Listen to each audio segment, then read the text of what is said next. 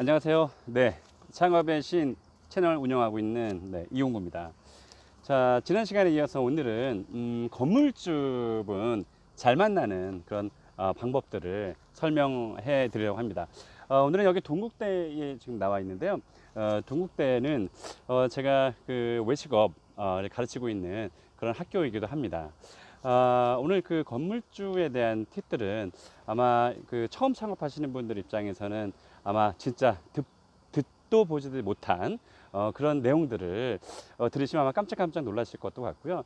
또, 그런 수도 있구나 라고 아마 공감을 하실 수 있는 분들도 계실 거고요. 또 장사하고 계시는 분들 입장에서도, 야, 그렇지, 맞다. 라고 나쁜 기억들을 또 회상할 수 있는 그런 기회가 될 수 있을 것 같습니다. 제가 오늘 시간상 아마 그 많은 말씀을 드리지는 못할 수도 있을 텐데요. 어쨌든 무궁무진하게 그 건물주를 좋은 건물주분들을 가려내는 방법, 또 나쁜 건물주분들을 가려내는 방법들이 사실 수십 가지가 있지만 오늘 10가지의 팁만 좀 드리도록 하겠습니다. 일단 첫 번째는 건물주분의 인상을 보셔야 됩니다. 네, 저 보시면 아시겠지만 제가 뭐 건물주지도 않지만 일단 인상을 보면 좀 착하게 생기지 않았나요? 네, 일단 대략 저희가 뭐 20여 년 컨설팅을 하면서 사람의 얼굴 값을 하게 돼 있더라고요. 그래서 약간 좀 고약해 생기신 분이라든지 독하게 생기신 분들은 역시나 좀 독한 임차인들에게 그렇게 조금 독하게 굴지 않으셨나라는 생각이 좀 들고요. 대부분이 그렇다는 얘기고 아주 독한 인상이신데도 불구하고 굉장히 선하신 분들도 계셨으니까 뭐 그 내 인상이 조금 좀 무섭게 생겼다 그런 분들은 뭐 자책하지 마시길 바랍니다. 뭐 좋으신 분들도 계시니까. 그래서 어쨌든 그 건물주의 인상을 봐야 된다. 첫 번째. 그래서 인상만으로도 이 사람이 그 좋으신 분인지 나쁘신 분인지 대충의 직감을 할 수 있고요.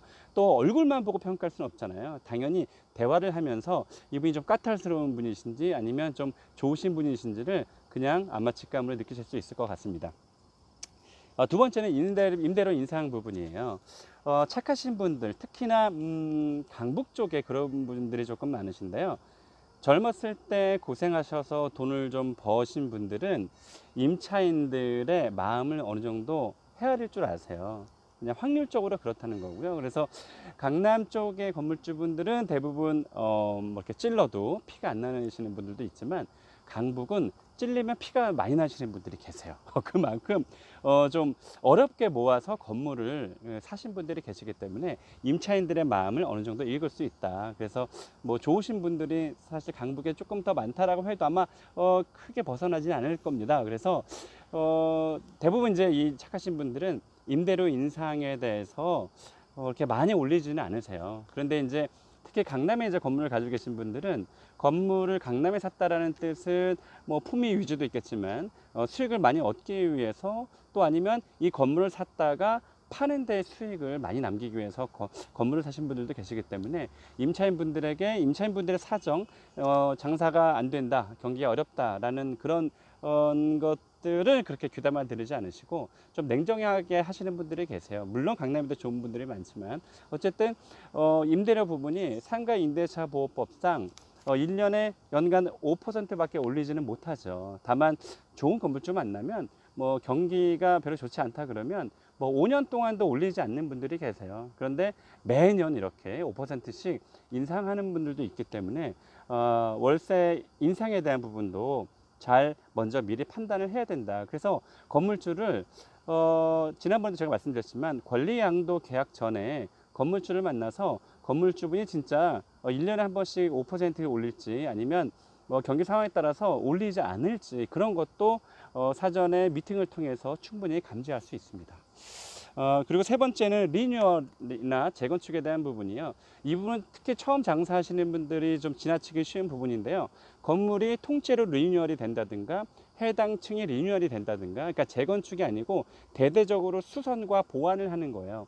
근데 뭐 잘 아시겠지만 뭐 거리 지나가다 보면 그냥 큰 뭐 외관에 뭔가 뭐 보수공사하느냐고 막 이렇게 두르잖아요. 그러면 전면이 가리기 때문에 장사하는데 조금 쉽지 않습니다. 또 한 가지는 리뉴얼 하면서 전체 임차인을 통째로 내보내는 경우도 있어요. 그리고 재건축에 대한 부분인데요.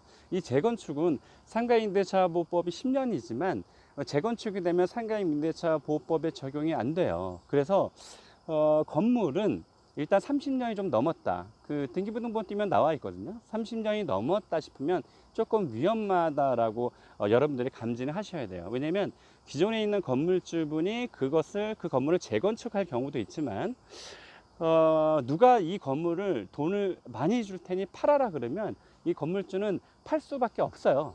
예를 들면 뭐 건물값이 50억인데 누가 80억을 주겠대요. 그러면 안 팔 것 같습니까? 대부분은 팔아요. 그래서 이게 30년이 좀 넘어가면 이 건물에 대한 평가를 하겠죠, 투자자들은. 그래서 현재 뭐 월세가 얼마인데 이거를 재건축해서 몇 층까지 지면 어느 정도 수익이 나오겠다라는 건 판단하겠죠. 그래서 이 건물을 조금 비싼 가격에다 살 수가 있기 때문에, 그렇게 되면 새로 건물을 사신 분이 이 건물을 재건축을 하게 될 수도 있어요. 그러면 정말로 낭패 보거든요. 제가 아는 분도 한 3년 만에 건물에서 쫓겨나고 권리금도 못 받고 그냥 나온 분도 있어요.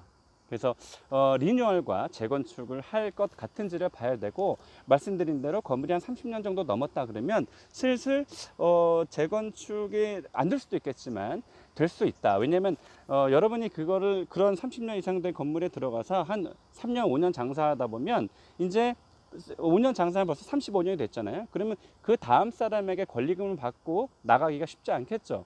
왜냐하면 시간이 지날수록 건물은 노화되고 재건축의 시기는 다가오기 때문에 그렇습니다. 그래서 세 번째는 리뉴얼과 재건축에 주의를 좀 해야 된다는 말씀 드리고요. 일단 네 번째는 특약입니다. 특별한 약정을 얘기하는 건데요. 법적으로는, 법률적으로는 그 일반적인 조항에 앞서 특약을 먼저 우선시하게 되어 있잖아요. 그래서 물론 우리나라 법에는 약자의 손을 좀 들어주기도 하지만 어쨌든 건물주와 임차인의 입회하에 서로 도장을 찍고 특약을 했다, 특정 약속을 했다 그러면 그 약정이 먼저 우선이기 때문에 그 특약이 임차인에게 좀 불리한 조건인지 아닌지를 잘 보셔야 돼요. 그런데 여기서 좀 주의를 하셔야 될 게, 제가 그 왜 권리양도 계약서를 쓸 때 건물주를 보고 나서 권리양도 계약을 쓰라고 했잖아요. 권리금을 일단 주고 계약금 주고 중도금 들어간 상태에서 나중에 건물주를 만나서 임대차 계약을 쓸 때 이 특약이라는 거 말이에요. 가게를 파시는 분 입장에서는 건물주가 미리 사전에 이미 언지를 주었을 가능성이 높아요. 예를 들면 이씨, 당신이 나가고 새로운 사람이 들어올 때는 이런 특약을 임대차 계약상에 넣을 테니 이거는 나중에 팔 때 새로운 임차인한테 꼭 얘기를 해라, 이렇게 얘기를 하지만 실제로 여러분 같으면 파실 때 악조건이 있으면 그거를 새로 들어온 사람에게 얘기할 것 같으세요? 물론 얘기하실 분들 계시겠죠. 그러나 이 권리금을 안 받으면 얘기할 수도 있죠. 그런데 권리금을 받으려면 누가 이 건물주가 악독하거나 어떤 임차인에게 불리한 특약이 달려 있는데 어느 누가 권리금을 주고 들어오겠어요. 당연히 숨길 수가 있어요. 그러면 제가 말씀드렸지만 앞서서 건물주도 보지 않고 권리양도 계약서를 쓴 다음에 권리양도에 대한 계약금을 넣고 중도금이 들어간 상황에서 돈이 이미 들어갔고요. 또 조금 발빠르시거나 성격이 급하신 분들은 이미 종업원들도 다 뽑아놨어요. 이미 프랜차이즈 본사 가맹 계약까지 했어요. 근데 건물주를 만났는데 건물주가 뭐 악조건의 특약을 건다. 여러분 그거 다시 원인무효 할 수 있으세요? 권리금 준 거 다시 돌려받아. 그리고 그것만 끝이 아니잖아요. 뭐 프랜차이즈를 하시겠다면 프랜차이즈 이미 계약했지. 직원 다 뽑아놨지. 지인들한테 장사한다고 다 알렸지. 부모님한테 장사한다고 돈 일단 받아놨지. 그래서 부모님은 장사한다는 거 분명히 알고 계시지. 그런 악조건의 건물주가 조건을 달 때 이제 스스로 위안을 하는 건 뭐냐면, 에휴, 심지어 이렇게 하겠어? 이 건물주가 이거를 뭐 이 특약대로 하겠어? 네, 합니다. 하니까 그렇게 특약을 다는 거예요. 그러니까 이렇게 특약이 임차인에게 악조건의 특약인지를 잘 보실 필요가 있다. 이게 네 번째고요. 다섯 번째는 건물주 사용 가능성이에요. 이 건물주가 사용을 한다는 거에 대해서 옛날에는 이 상가임대차법이 지금처럼 옛날에 비해서는 조금 많이 좋아지기 전에는 건물주가 자기 아들 군대 갔다 왔다고 딱 보니까 장사가 잘 되거든요. 자기 아들 군대 갔다 왔다고 내쫓는 사람도 봤어요. 2년밖에 장사 안 했는데 그 사람 그거 권리금 뭐 2, 3억 받을 생각이었는데 그냥 쫓겨났어요. 물론 소송을 걸었지만 법에서는 건물주의 손을 들어줍니다. 그래서 지금은 좀 달라지긴 했지만 어쨌든 건물주가 사용할 가능성이 있으면 나중에 이거를 권리금 받고 팔려고 할 때도 분명히 문제가 생겨요. 그래서 건물주분이 장사를 하고 계시는지 안 하시는지도 한번 점검해 볼 필요가 있어요. 물론 제가 아는 분도 본인의 건물에서 장사를 하지 않고 다른 건물에서 장사를 해서 거기서 뭐 장사가 잘 돼서 권리금을 주고 받고 이렇게 하시는 분들도 계세요. 심지어 자기 건물에서 안 하신 분들도 계세요. 왜냐면 자기 건물이 자리가 좋지 않거나 아니면 그냥 서편하게 그냥 다른데 어차피 여기서 월세 받고 다른 데에서 장사해서 권리금 많이 받고 팔아 넘기고 뭐 이제 이런 생각이 있는 분들이 계시죠. 그러나 어쨌든 어느 그 이유여서든 간에 본인의 건물로 돌아와서 본인이 자기 건물에서 장사할 가능성도 있다. 또 한 가지는 뭐 자기 아들이 딴 데서 장사하고 있는데 아니면은 뭐 자기 자식이 회사다 그만뒀는데 어딘가에 장사를 해주고 싶은데 딴 데 가면 또 보증금, 권리금, 뭐 월세 내니까 내 건물에 아들을 시켜주겠다, 딸을 시켜주겠다 이런 경우가 있습니다. 그래서 건물주가 그 본인의 건물에 점포를 사용할 가능성이 있는지도 짚어볼 필요가 있습니다. 지금 사실 이 시간상 이게 지금 10가지의 그 이런 건물주 피해야 되는 건물주를 다 한다는 건 힘들기 때문에 일단 1부를 여기서 끊고요. 2부에서 다음 시간에 그 6번째부터 10번째 건물주 피하는 나쁜 건물주 피하는 방법에 대해서 제가 또 공개해 드리도록 하겠습니다. 오늘 여기는 동국대입니다. 오늘 날씨가 비가 조금 오고 있는데 굉장히 좋은 날씨예요. 가을에 풍성한 수확이 있으시길 기대하겠습니다. 고맙습니다.